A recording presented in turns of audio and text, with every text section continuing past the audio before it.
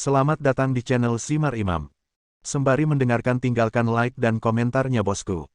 Jangan lupa pasang headset kalian. Siapkan kopi dan camilan. Lupakan pahitnya kehidupan. Mari kita dengarkan sambil rebahan. Bab 376. Bang.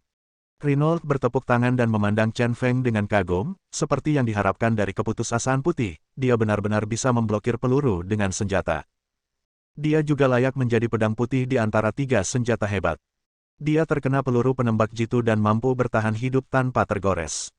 Pujiannya benar-benar merupakan tanda kekaguman. Bahkan bagi orang kuat seperti dia, tidak ada jaminan bahwa setiap potensi fisik mendekati batas kemampuan manusia. Dari segi kemampuan reaksi saja, Chen Feng lebih baik dari dia. Sialan.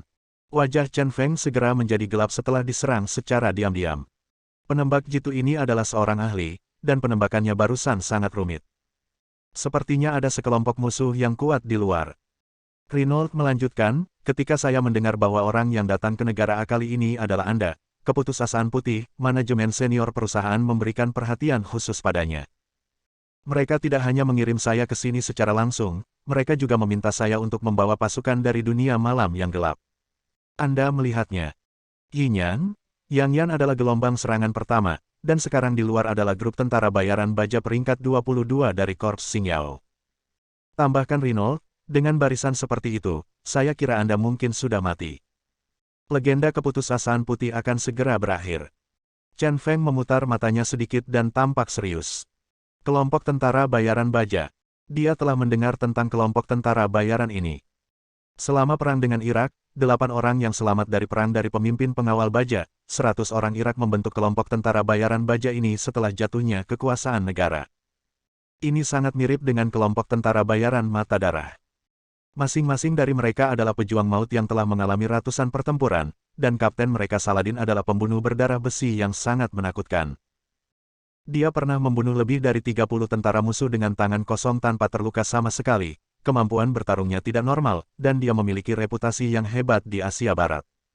Untuk membunuhku, perusahaan Aomu benar-benar menghabiskan banyak uang. Setelah mendengar ini, Chen Feng menyipitkan matanya dan tersenyum, dan dia santai. Wajahnya rileks, tapi hatinya tidak rileks. Jika kita benar-benar ingin memulai pertarungan, itu agak tidak pasti. Alasan utamanya adalah susunan pemain lawan yang sangat tidak normal. Orang kuat yang tak terduga, sekelompok tentara bayaran yang telah mengalami banyak nyawa dan kematian. Tentu saja, ada juga 2 Night Furies yang terluka. Tidak peduli bagaimana Anda melihatnya, Anda tidak bisa menang. Bagaimanapun, dia hanyalah 1 orang. Dan Cao Baibai juga terluka dan tidak dapat diandalkan. Renault berkata, karena kami menghadap Anda, demi keamanan data, ini adalah satu-satunya cara. Bagaimanapun, Anda adalah faktor yang sangat tidak stabil. Selain itu, Mes, Xiaoya adalah murid bintang Standino. Kami tidak bisa mengambil tindakan drastis, kami hanya bisa bekerja padamu.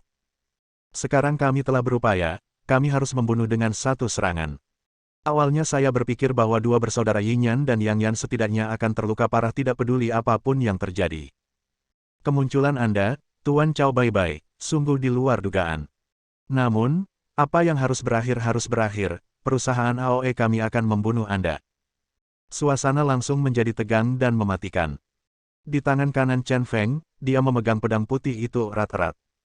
Dalam hal ini, hanya ada 1 pertarungan. Jika Anda melawannya, meskipun Raja Neraka datang, Anda tidak akan berani mengatakan bahwa Anda akan menang. Dan Renault juga mengepalkan tangannya. Yinyan Yang Yan juga bersiap menyerang dengan cedera. Udara dipenuhi ketegangan. Dadada. Di saat yang menegangkan ini, suara sepatu hak tinggi tiba-tiba terdengar.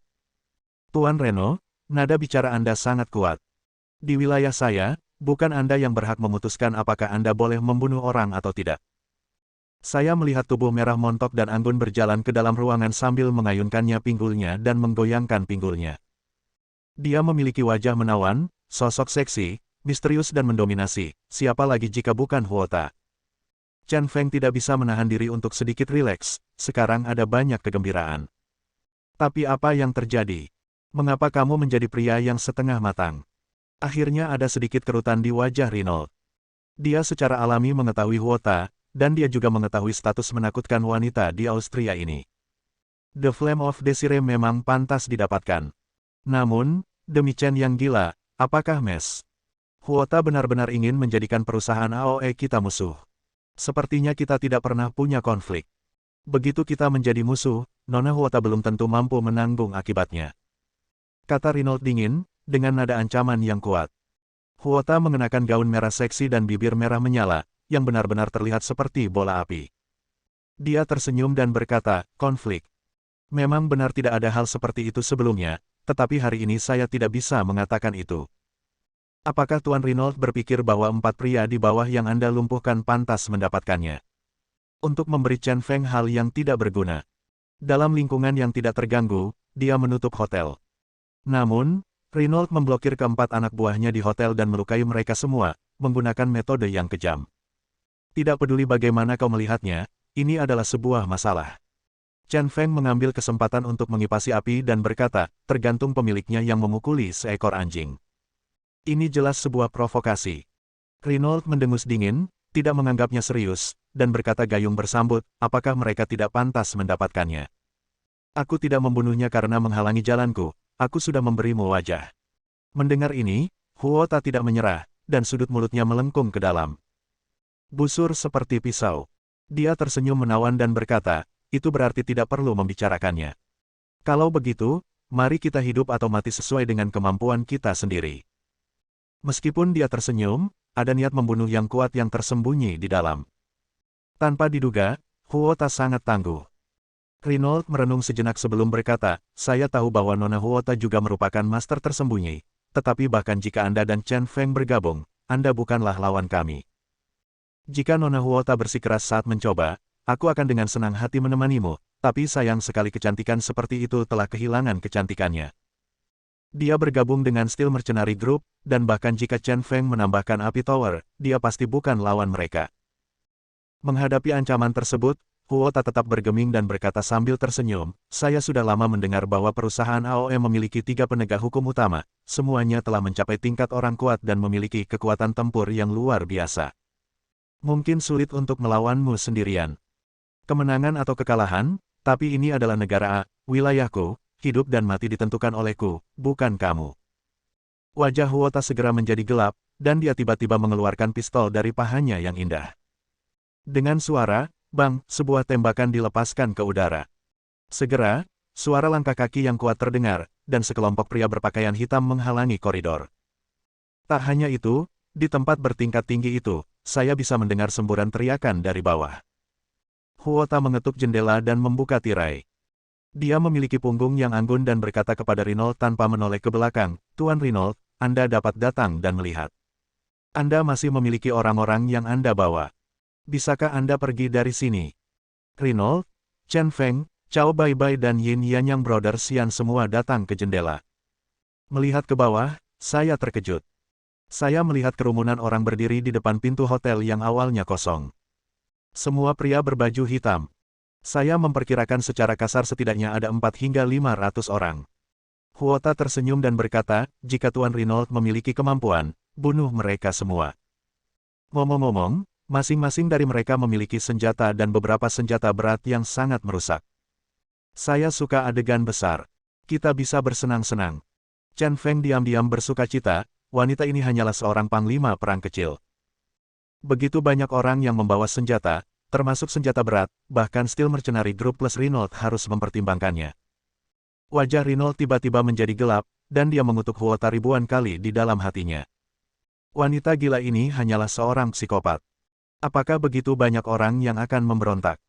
Parahnya dia justru membawa senjata berat, dan pemerintah negara A justru menoleransi keberadaan perempuan seperti itu. Dia mencibir dan berkata, Mes. Huota suka bercanda. Permainan memiliki aturan. Apa ini perang? Huota memandang anak buahnya di bawah, tersenyum dan berkata, di negara A, jika saya Huota bersedia, bahkan jika mereka adalah pasukan pemerintah, saya akan memiliki keberanian untuk menghadapi mereka. Bukan berarti saya belum pernah melakukan ini sebelumnya. Kata-kata ini sangat mendominasi. Baru pada saat itulah Renault teringat bahwa wanita gila ini pernah menyerang pemerintah dengan roket. Dia sangat marah, tapi agak tidak berdaya. Setelah berpikir lama, dia akhirnya menghela nafas lega dan berkata, apa yang kamu inginkan? Bab 377. Sudut mulut Huota menunjukkan lengkungan yang memabukkan. Dia tersenyum dan berkata dengan sangat lembut, permainan harus memiliki aturan mainnya. Siapapun yang menindas yang kecil dengan yang besar berarti melanggar aturan mainnya. Karena Anda bertanya kepada saya apa yang ingin saya lakukan, sebenarnya sangat sederhana. Hanya untuk bersikap adil. Pertemuan pertukaran akademik besok adalah waktu bagi Chen Feng untuk menggunakan kemampuannya untuk menjemput mes. Xiao Ya. Sebenarnya tidak ada yang perlu disembunyikan tentang masalah ini, semua orang mengetahuinya. Kalian berdua akan memamerkan kekuatanmu besok dan bertarung dengan baik. Chen Feng akan menggunakan caranya sendiri untuk menemukan cara menjemput mes. Xiao Ya, dan kamu juga akan menggunakan caramu sendiri untuk menghentikan Chen Feng dan membunuhnya ketika saatnya tiba. Tidak masalah. Ini adalah aturan mainnya. Siapa yang kalah dan menang tergantung pada kemampuannya sendiri. Pada titik ini, semua orang benar-benar memahami arti Huota. Artinya, tidak peduli seberapa kerasnya kamu berusaha besok, tapi hari ini, kamu tidak bisa membunuh Chen Gila. Tentu saja segala sesuatu yang adil dan merata hanyalah sebuah alasan. Wajah Reynolds sangat jelek, dan dia terus-menerus mempertimbangkan pro dan kontra dalam pikirannya. Jika dia memimpin grup tentara bayaran baja, Yinyan Yangyan bersaudara, dan anggota rahasia AOE di pinggiran, adalah mungkin untuk menerobos bahkan jika lawan memiliki begitu banyak orang yang bersenjatakan senjata. Namun, ada risiko tertentu. Apalagi pasti akan terjadi banyak pergerakan, dan akan menimbulkan korban jiwa di kedua belah pihak. Pada saat itu, ini akan menjadi sensasi internasional. Sepertinya tidak perlu sampai ke titik ini sekarang. Memikirkan hal ini, matanya yang tajam tertuju pada Huota dan berkata, oke, saya bisa memilih untuk mematuhi aturan permainan yang Anda sebutkan, tapi ada satu hal yang harus dikonfirmasi. Sederhananya, masalah ini adalah perusahaan AOE kita pertarungan dengan Chen Feng dan kekuatan di belakangnya tidak ada hubungannya dengan mes. Huota, malam ini, saya bisa memberi wajah pada mes. Huota, tapi bagaimana dengan besok? Bagaimana jika Anda masih membuat langkah besar seperti itu? Jika Zenzan membantu Chen Feng, apakah itu termasuk melanggar aturan main? Memang tidak perlu melawan Huo Tower dan Chen Feng sampai mati, tapi besok adalah saat kritis untuk memutuskan keberadaan mes. Xiao Ya, dan dia tidak bisa mentolerir menara Huo yang menimbulkan masalah. Inilah intinya. Huota mengangguk, memang apa yang dikatakan Reynolds masuk akal. Dia menunjukkan senyuman yang sangat menawan dan berkata dengan lembut, Tuan Reynolds yakinlah. Karena saya meminta Anda untuk mematuhi peraturan, tentu saja saya tidak akan melanggarnya. Saya adalah teman Chen Feng, tetapi dalam analisis terakhir, masalah ini adalah konflik kepentingan antara Anda dan Chen Feng. Saya tidak akan memilih untuk memihak. Lagi pula, bukanlah hal yang bijaksana untuk menjadi musuh AOE. Chen Feng datang ke Austria. Sebagai tuan rumah, saya harus melakukan bagian saya. Adalah tugas saya untuk membantunya mengurus beberapa hal sederhana. Terus terang, hanya itu yang bisa saya lakukan. Paling-paling, menjadi wasit dari sudut pandang yang adil. Adapun untuk final besok, tentu saja saya tidak akan melakukan apa-apa lagi, dan saya tidak akan menggunakan kekuatan yang saya miliki malam ini. Kelinci bisa menggigit orang saat sedang cemas, apalagi Reynolds. Sekarang sulit untuk melepaskan diri dari harimau, jadi majulah pihak lain. Tidak menyerah sama sekali, tapi tidak ada yang bisa mundur. Dia mendorong Reynolds dengan tergesa-gesa, dan dia tidak dapat menanggung konsekuensinya. Karena Nona Huota telah membuat janji ini, maka saya akan memberikan wajah ini kepada Nona Huota. Setelah mempertimbangkan situasinya, Reynolds berkompromi dan berbalik dan pergi tanpa henti. Tapi ketika dia berjalan ke pintu, dia tiba-tiba berbalik dan memperlihatkan tatapan garang. Dia berkata dengan dingin, jika Nona Huota berani menghalangi saya dengan cara ini besok, saya tidak akan mudah diajak bicara, bahkan jika darah mengalir seperti sungai. Mes. Xiao Ya tidak hanya terlibat dalam kepentingan pribadi, dia bisa naik ke negara, atau bahkan panggung perang. Meskipun masalah ini sebagian besar masih ditangani oleh perusahaan AOE kita, seiring dengan bertambahnya waktu, belum lagi Nona Huota, tetapi seluruh negara akan harus memikul tanggung jawab. Selesaikan kalimat ini dengan kata-kata kasar, Reynolds menerobos kerumunan padat di koridor. Dia pergi bersama 4 bawahannya, serta Yinyan dan Yangyan. Apa yang dikatakannya tidak bohong, apa hasil akhir ilmuwan China yang mengirimkan data hard disk tersebut? Itu kematian. Alasan mengapa negara M dan perusahaan AOE tidak mengambil tindakan ekstrim terhadap Xiaoya adalah karena pertimbangan. Pertama-tama, Xiaoya mungkin tidak dapat membuka kunci hard drive data ilmuwan Tiongkok tersebut, tetapi ada kemungkinan. Kedua, di Universitas Negara M, Xiaoya terlahir sebagai anak ajaib dan begitu terkenal hingga dia seperti seorang bintang. Orang-orang seperti itu tidak boleh mengambil tindakan drastis. Hal ini juga yang menjadi alasan mengapa Xiaoya diperbolehkan mengikuti pertukaran akademik dengan negara lain kali ini. Berdasarkan alasan di atas juga bahwa tugas mencegah Xiaoya kembali ke kerajaan naga sebagian besar dilakukan oleh perusahaan AOE mereka. Negara M hanya mengirim orang-orang dari Biro Keamanan untuk bekerja sama, dan menggunakan negaranya sendiri serta metode diplomatik untuk menerapkan kontrol lalu lintas di Xiaoya agar tidak meninggalkan negara tersebut. Namun jika kejadian tersebut melebihi ekspektasi, maka akan menimbulkan akibat yang besar. Sifat permasalahannya telah meningkat, dan Xiaoya, yang telah menghalangi mereka sebelumnya, tidak dapat lepas dari kesalahan. Ketika negara maju, tidak peduli seberapa kuat Xiaoya, dia akan tetap menderita. Saat berjalan menuju lift, salah satu anak buahnya berkata dengan enggan, "Tuan Reynolds, apakah Anda benar-benar akan membiarkan Chen Feng pergi seperti ini?" Reynolds masuk ke dalam lift dan menyesuaikan pakaiannya. Dia berkata tanpa ekspresi, "Dengan wanita seperti Huota di sini, tidak bijaksana untuk mengambil tindakan malam ini." Ini juga aneh. Mengapa Huota ini begitu baik kepada Chen Feng? Memikirkan hal ini, pikirannya melintas dan dia berkata kepada bawahannya, "Setelah kembali, hubungi kantor pusat perusahaan untuk mencari tahu kemana perginya Huota dalam beberapa tahun terakhir. Dan kemana perginya Chen Gila dalam 3 tahun dia menghilang. Apakah ada persimpangan di antara mereka berdua?" "Ya, Tuan." Reynolds.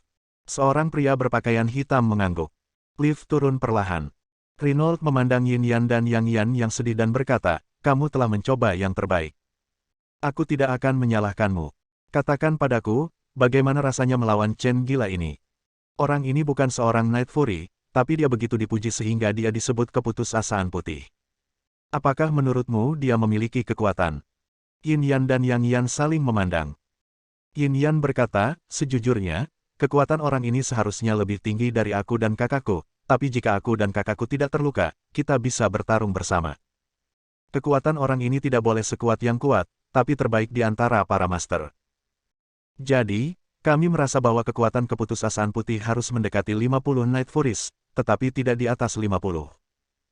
Yang Yan menambahkan, "Ya, meskipun keputusasaan putih sangat kuat, tapi yang dihadirkannya adalah kekuatan yang keluar masih didasarkan pada daya ledak tubuh fisik, dan belum mencapai level orang kuat."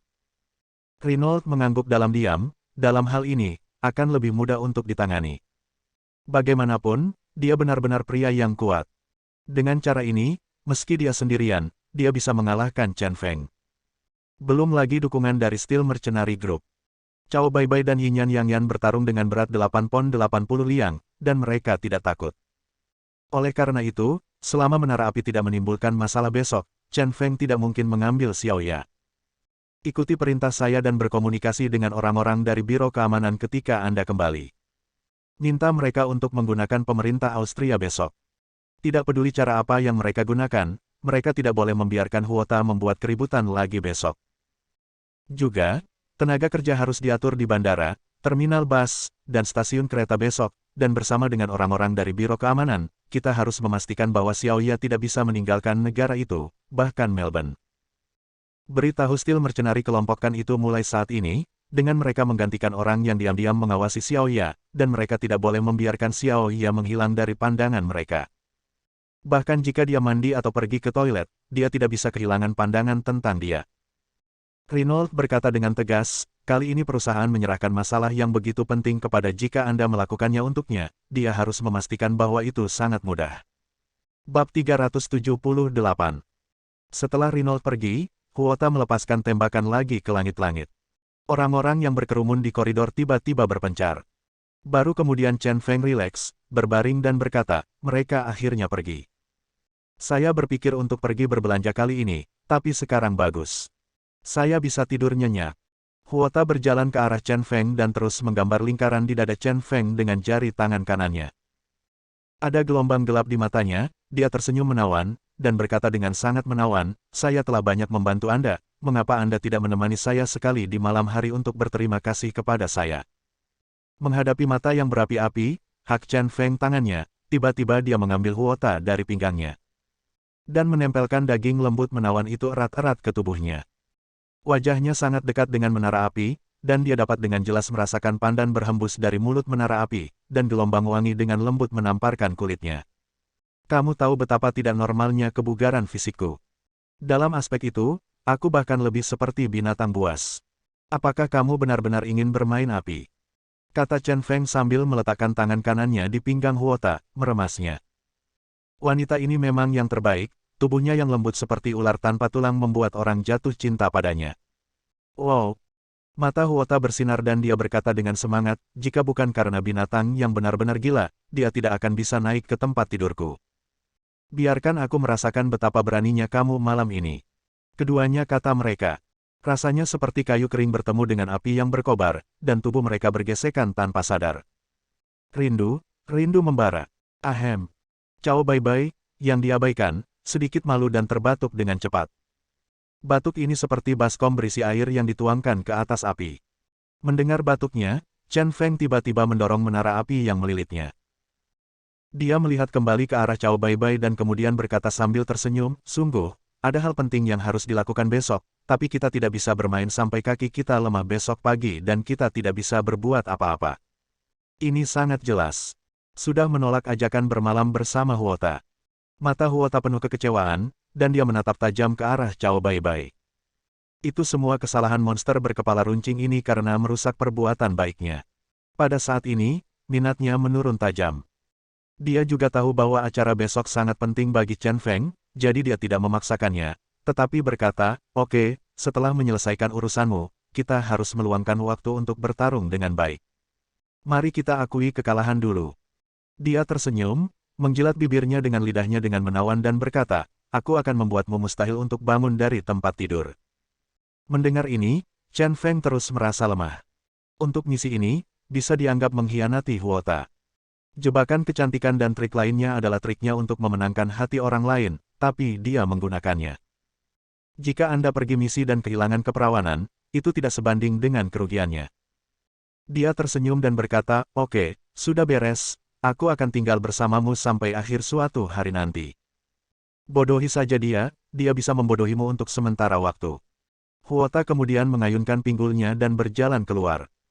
Ketika dia sampai di pintu, dia tiba-tiba berbalik dan berkata, berapa lama kamu akan terus menyembunyikan kekuatanmu? Keduanya saling memandang dan tersenyum, tetapi Chen Feng tidak menjawab. Di dunia ini sekarang, mungkin hanya sedikit orang yang benar-benar mengetahui kekuatannya. Tapi Huota dan Andre pasti salah satunya.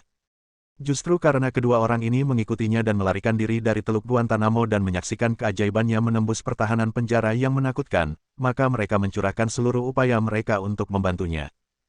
Karena kedua orang ini tahu bahwa mereka sedang membantu Dewa Kematian.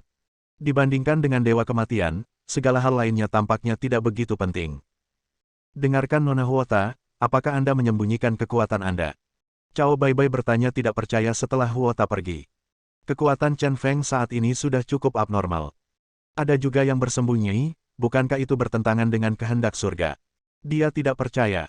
Dalam 3 hari, apakah kamu tidak tahu jika kamu mencobanya? Chen Feng tersenyum sinis.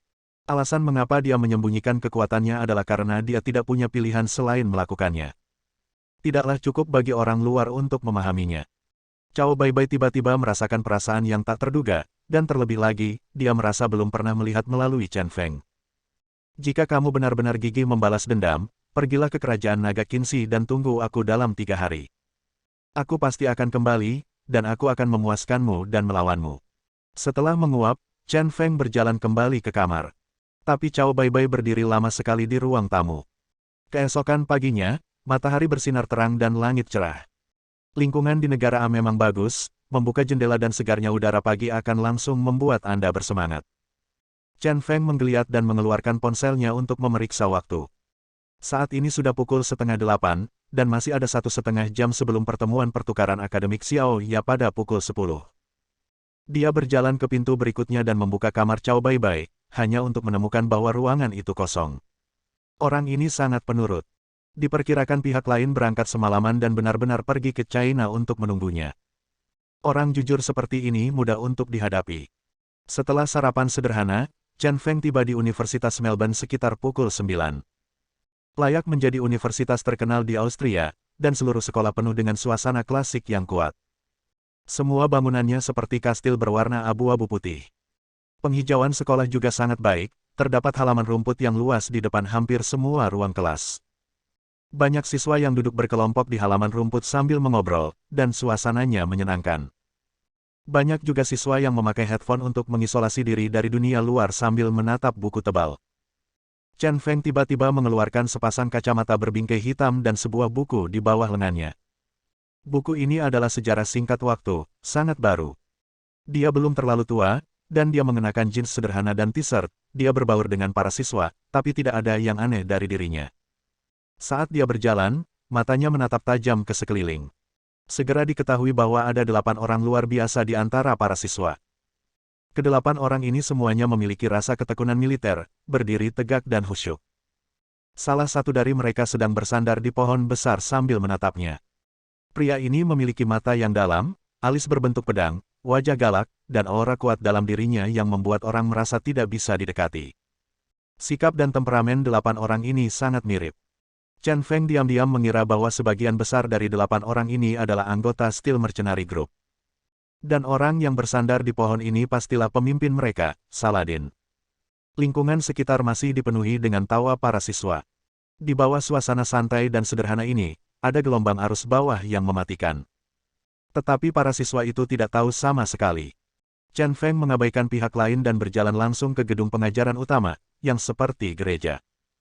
Pertukaran akademis yang diikuti Xiaoya hari ini berada di ruang konferensi besar di lantai 2 gedung pengajaran utama. Ruang konferensi ini cukup besar untuk menampung lebih dari 500 orang.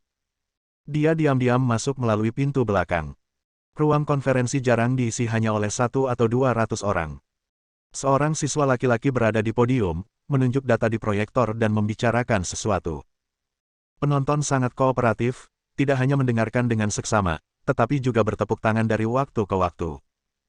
Chen Feng melihat sekeliling dan dengan cepat melihat 2 sosok yang dikenalnya. Salah satunya adalah Xiaoya yang duduk di baris pertama. Meskipun dia hanya melihatnya sekali, sosok belakang dan profil wajahnya dari waktu ke waktu membuatnya yakin bahwa itu adalah Xiaoya. Ada satu lagi, tapi Renault yang juga duduk di pojok.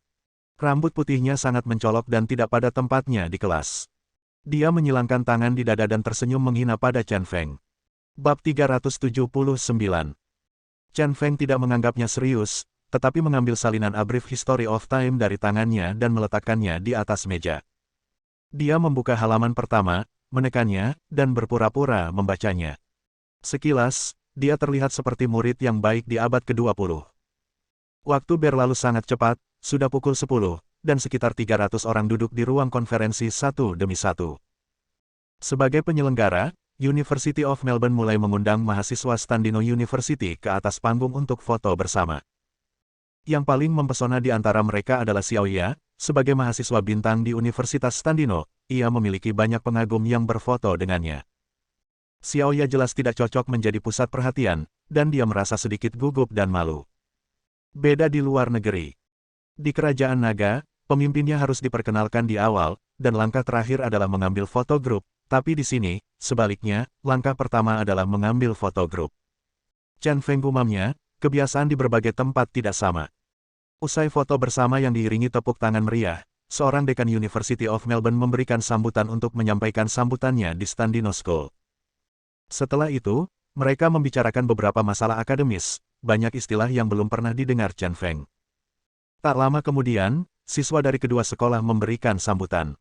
Setiap kali ada manfaat, ada tepuk tangan meriah. Akhirnya giliran Xiaoya, begitu dia naik ke atas panggung, tepuk tangan meriah terdengar. Xiaoya berpakaian sangat konservatif, mengenakan rok putih dengan rok jatuh lurus ke mata kaki. Dia memegang laporan pidatonya di pelukannya, tampak sangat pendiam. Namun, ketika dia membuka laporan perkuliahan dan mulai berbicara tentang masalah fisika profesional, seluruh pribadinya tiba-tiba berubah. Mata saya percaya diri, badan saya berdiri tegak, dan dapat berbicara dengan sangat lancar dan lancar. Dalam hal manfaat, ada lebih banyak kegembiraan dalam emosi. Penonton di bawah juga mendengarkan dengan terpesona, benar-benar tenggelam dalam pidato Xiaoya. Dimulai dari pidato Xiaoya, Chen Feng juga mengangkat kepalanya untuk mendengarkan. Tapi sangat aneh dia tidak berkedip, dan bahkan terlihat sedikit merenung. Mata itu tertuju pada dada Xiaoya dengan tidak memihak dan akurat. Terlihat montok dari depan, memuncak dari samping, dan sedikit bergetar di setiap langkah. Haha, indah sekali. Menarik. Petik 2. Melihatnya, sudut mulutnya tiba-tiba berubah menjadi senyuman. Pada saat yang sama, dia melirik ke arah Renault, lalu berdiri dan keluar melalui pintu belakang. Pada saat yang sama, dia mengeluarkan ponselnya dan menelepon Huota. Hei, mulai sekarang. Setelah mengatakan ini, dia menutup telepon. Berbalik, saya melihat dua anggota Steel Mercenary Group, tepat di luar pintu belakang. Tak hanya itu, ia juga menemukan beberapa orang tak dikenal bersembunyi di koridor. Orang-orang itu memakai headphone dan membawa senjata. Ada banyak orang di sana. Chen Feng menyipitkan matanya dan tersenyum, berjalan melewati salah satu dari mereka dengan sikap angkuh. Beberapa orang saling memperingatkan dengan pandangan sekilas, dan kemudian dua orang mengikuti di belakang Chen Feng. Chen Feng datang ke toilet, memasuki dudukan toilet paling dalam, dan menutup pintu. Kedua orang itu tidak menghindar, mereka hanya berdiri di toilet, menunggu Chen Feng. Namun setelah menunggu lama, Chen Feng tidak keluar, kedua orang itu menjadi cemas dan menendang pintu toilet hingga terbuka. Setelah pintu dibuka, toiletnya kosong, tidak ada orang di dalamnya. Bagaimana ini mungkin? Mereka berdua sangat terkejut dan melihat dengan cermat. Hai, aku di sini. Pada saat ini, Chen Feng muncul dari dudukan toilet di sebelahnya dan menyapa mereka berdua. Ketika mereka berdua berbalik karena terkejut, dia memukul mereka berdua hingga pingsan dengan dua pukulan tajam. Aku akan meminjamkanmu senjatamu. Chen Feng mengeluarkan pistol dari pinggang kedua pria itu dan menyembunyikannya pada dirinya sendiri. Alih-alih berjalan keluar dari pintu depan, Chen Feng membuka jendela dan melompat keluar. Suasana di ruang konferensi begitu meriah. Saat siswa Yan sedang berenang di lautan ilmu, tiba-tiba seorang siswa yang duduk di belakang mengeluarkan pistol dari tangannya, menunjuk ke langit-langit, dan melepaskan dua tembakan. Ah! Semua orang terkejut, dan bahkan beberapa gadis berteriak. Siswa itu terkekeh, mengeluarkan bom dengan pengatur waktu, dan tertawa keras, saya telah memasang 10 bom di sekolah, dan semuanya menunggu untuk diledakkan ke neraka. Boom! Saat dia berbicara, tiba-tiba di sana ada ledakan besar di luar gedung. Saat ini, semua orang ketakutan dan berdiri untuk melarikan diri. Dan karena gangster itu duduk di belakang, hampir semua orang berlari ke dua pintu depan. Sialan! Melihat adegan ini, Renault mengerti bahwa itu adalah konspirasi Chen Feng. Dia berdiri, menatap Xiaoya, lalu melompat ke atas meja dan berlari menuju pintu. Namun Xiaoya yang semula berpidato berada di podium, paling dekat dengan pintu keluar. Meski dia ketakutan dan sedikit melambat, dia tetap berlari keluar pintu depan dan tersesat di tengah kerumunan. Sejumlah besar siswa keluar dari pintu depan. Anggota kelompok tentara bayaran baja dan Biro Keamanan Nasional yang awalnya menjaga pintu depan juga tercengang. Di antara kerumunan yang berlari, 6 orang merobek mantel mereka dan berlari ke arah yang berbeda. Ada 3 laki-laki dan 3 perempuan, semuanya laki-laki tampak mirip dengan Chen Feng dan mengenakan pakaian yang sama dengan Chen Feng. Semua wanita mengenakan rok merah gaya Xiaoya, dan penampilan serta tinggi badan mereka sangat mirip. Akibat arus manusia, orang-orang dari kelompok tentara bayaran baja dan Biro Keamanan Nasional tiba-tiba menjadi bingung. Di tengah arus orang yang begitu padat dan kacau, ke-6 orang ini semuanya terlihat seperti orang Asia. Orang-orang dari negara M dan negara Y, yang awalnya agak bingung tentang orang Asia, bahkan lebih bingung secara visual dan tidak bisa membedakan Xiaoya yang asli dan yang palsu. Dan Chen Feng yang asli dari yang palsu. Menyebar dan ikuti, tidak ada yang bisa pergi. Seseorang berteriak. Anggota kelompok tentara bayaran baja dan orang-orang dari Biro Keamanan Nasional mengunci target dan mengikuti. Renault yang melompat keluar dari pintu depan juga sedikit tercengang. Tidak ada jejak Xiaoya. Dan orang-orang dari Steel Mercenary Group dan Biro Keamanan Nasional yang awalnya menjaga pintu telah menghilang. Dia segera mengeluarkan headset intercom dan berteriak, amankan semua pintu keluar sekolah, jangan biarkan siapapun keluar, dan beritahu polisi setempat untuk mengepung sekolah dengan dalih menangkap teroris. Pada dasarnya, para siswa di ruang konferensi dia bergegas keluar, turun ke bawah, dan berlari keluar sekolah. Siswa di kelas lain juga lari dengan panik. Renault berdiri di depan pintu ruang konferensi, tiba-tiba mengalihkan pandangannya dan menatap ke dinding tangga. Ada anak panah yang digambar dengan kapur di atasnya, mengarah ke atas. Dia berjalan ke dinding, menyentuh anak panah itu dengan tangannya, lalu berjalan ke atas. Gedung ini tingginya 5 lantai, dan ada siswa dari lantai atas yang berlarian ke bawah sepanjang waktu, tapi dia mengikutinya dan berjalan menuju lantai atas. Setiap kali dia mencapai lantai, dia menemukan panah ke atas membimbingnya. Bab 380.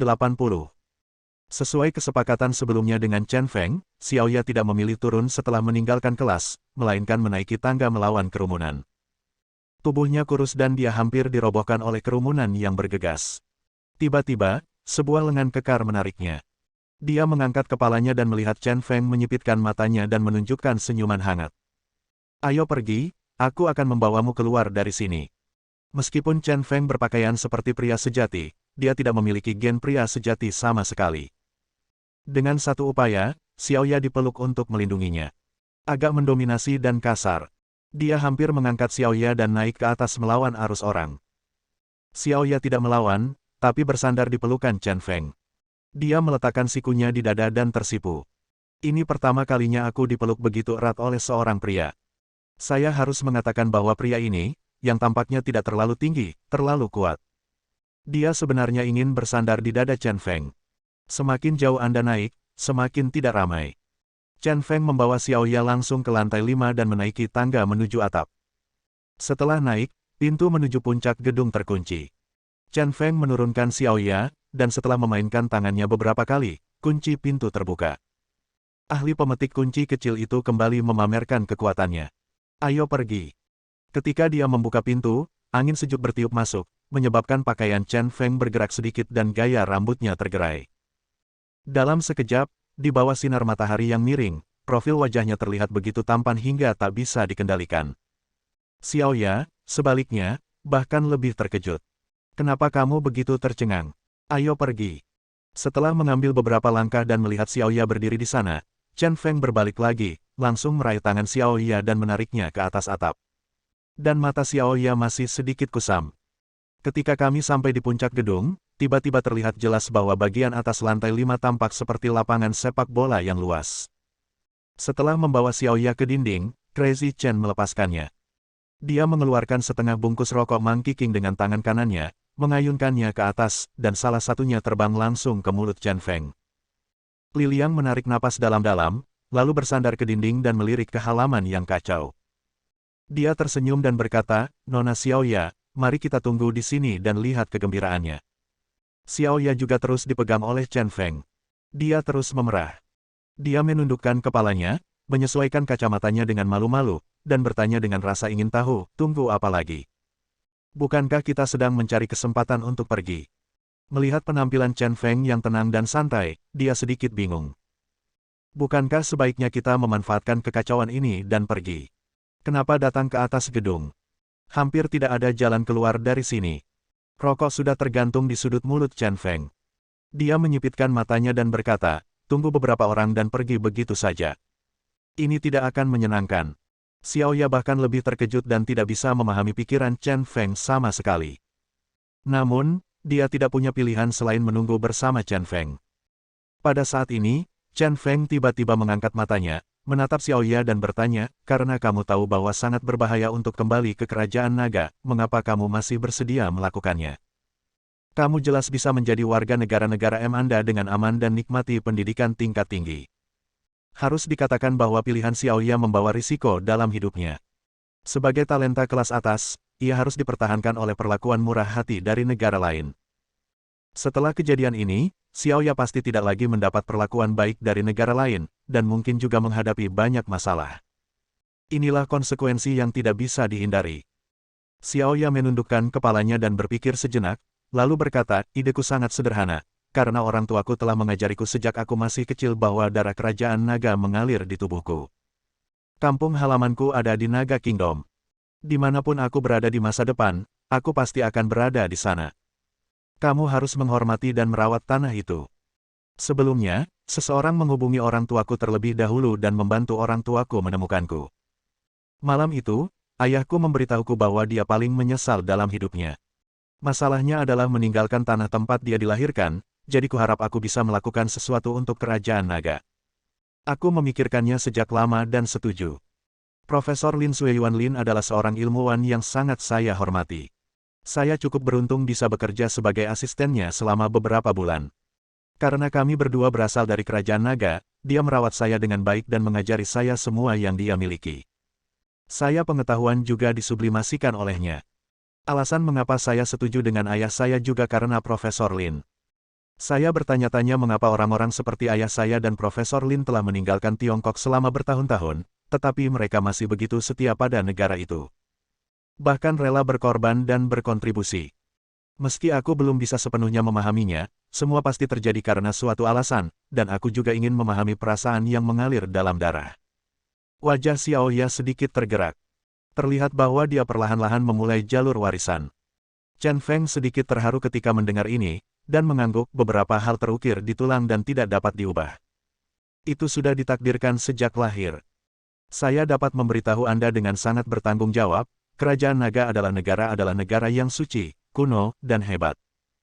Negara ini telah melalui pasang surut selama ribuan tahun, dan telah lama mengintegrasikan segala yang dimilikinya ke dalam darah generasi mendatang. Satu-satunya yang bisa kita lakukan adalah kesetiaan dan kebanggaan. Kamu harus sangat yakin bahwa semua yang kamu lakukan adalah hal yang mulia dan akan dihargai oleh orang-orang di seluruh Kerajaan Naga. Xiaoya merasakan hal yang sama, jantungnya melonjak lagi, matanya cerah, dan dia mengangguk dengan keras. Dengan kata-kata Chen Feng, dia menjadi lebih bertekad dengan apa yang dia lakukan. Sehelai daun terbang entah dari mana dan melewati sudut mata Chen Feng. Matanya sedikit berubah, dan dia bertanya lagi, Nona Xiaoya, saya ingin bertanya, orang tua Anda masih di negara M. Bukankah orang-orang itu menimbulkan masalah bagi orang tua Anda? Dan menggunakannya untuk mengancam Anda? Masalah Xiaoya sudah lama terselesaikan. Setelah terbongkar, jika orang tua Xiaoya tertangkap, akan mudah untuk mengekang Xiaoya. Namun sepertinya orang tua Xiaoya belum pernah diancam sebelumnya. Orang tua Xiaoya telah lama dikendalikan, tetapi darah rendah Kerajaan Naga mengendalikan mereka, membuat mereka bertahan dengan bodoh dan menjadi musuh negara M yang hebat. Orang luar seperti mereka akan selalu tercela dan tidak layak menjadi warga negara M. Sebelum Xiaoya bisa menjawab, Renault berjalan. Matanya menunjukkan rasa jijik, dan dia mengertakkan gigi saat berbicara. Setiap kata menunjukkan kesombongannya sebagai warga negara M. Wajah Chen Feng tiba-tiba menjadi gelap, dan dia berkata dengan bingung, bagaimana kamu menemukannya? Menurut perkiraanku, kamu membutuhkan setidaknya 5 menit untuk menemukan tempat ini. Sepatu kulit Renault yang mengilap berjalan ke arah Chen Feng selangkah demi selangkah. Dia mendengus dingin dan berkata, rencanamu hanya untuk menipu beberapa orang bodoh. Kali ini, tanpa Nona Huota yang membantumu, akhirmu ditakdirkan untuk mati. Bersambung. Nantikan bab selanjutnya bosku.